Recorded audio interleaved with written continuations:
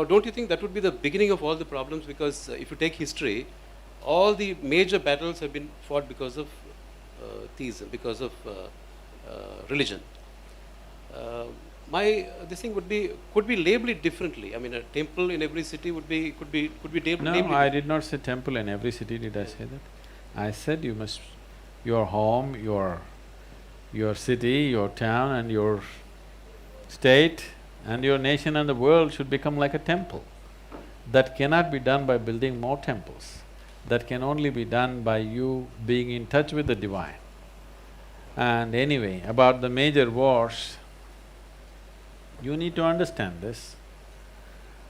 There never was any kind of religious war till about 2000 years ago, okay?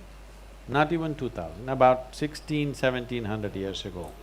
There never was, because in the East, in this part of the world, there was no such thing as religion. If you do not know this is the only religionless culture, godless culture. This may be a little scary for people, because we have 33 million gods and goddesses in this country. That happened when our population was 33 million.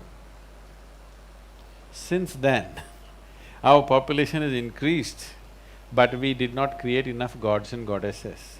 Because of Western influence, we started feeling ashamed of gods and goddesses. If each one of you… there's something called as Ishtadevata, you can create your own god. You don't like any of the things available, you can make a tree in your house, God, you worship it. Nobody will think it's an odd thing in this country. There's a rock in your garden, you can worship it, nobody will think it's odd.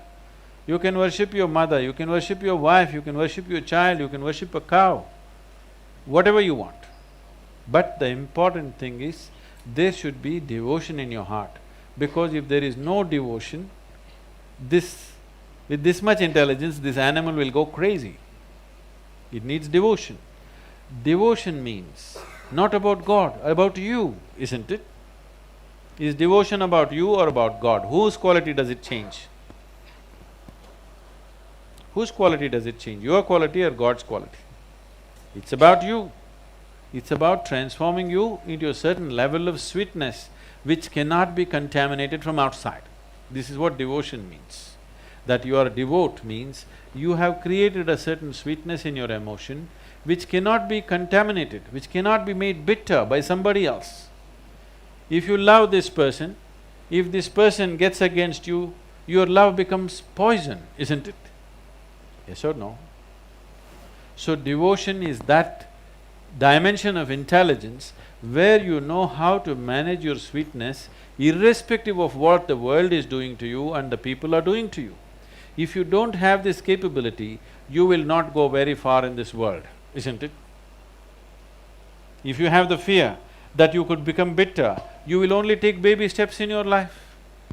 If you know no matter what happens, this is how I am. It does not matter what happens to me in this world, this is how I will be. If this assurance you have, only then you take full strides into the world. Otherwise, you will always take hesitating strides into the world, isn't it? So, there has never been a religion in this country, I want you to know. What you call as Hindu is a geographical identity. Anybody who's born in the land of Indus is a Hindu. You can believe in God and be a Hindu. You can disbelieve in God and be a Hindu. In your house, if you have 5 people can worship 5 different types of gods and still be okay with each other. This is not allowed anywhere else, because here we know that God is man's making. It is a device that we have created to touch the divine. Yes? If you do not understand this, how did all the gods come? We want to create devices to somehow touch the dimension, which is the basis of creation. So we evolved a whole technology of God-making, not just creating forms, energizing them in such a way that it will assist you to touch that dimension of life. Everything is same energy. If you take some filth from the gutter and throw it at the root of the mango tree, it becomes a mango. The filth and the mango are same, isn't it? So why don't you just eat the filth, not the mango? No, you cannot eat that. but the mango you want to eat. This filth has been transformed into such sweetness, isn't it? What you call as earth that you walk upon is what is sitting here as your body and my body, isn't it? Yes or no? So it is the same thing, but it can be transformed into different dimensions of sweetness and energy and possibility, though it's the same thing. So understanding this, we evolved a whole science of consecration where we know how to turn a stone into divine. It is not a simple process. It is not just by belief. It is not just because of somebody believes it. It will reverberate. There is a whole science as to how to energize a space. Simply you can energize this space, make it crackle. You can take any object and make it. For example, if you are sensitive, you hold this in your hand. I will just hold it in my hand for 1 minute and give it to you, it'll feel different. Only problem is, this object will not be able to hold that energy for too long. After some time, it'll dissipate and again become a metal plate. If you create this form with the necessary care, you can energize it in a way that it stays for a long period. So, we can consecrate an object.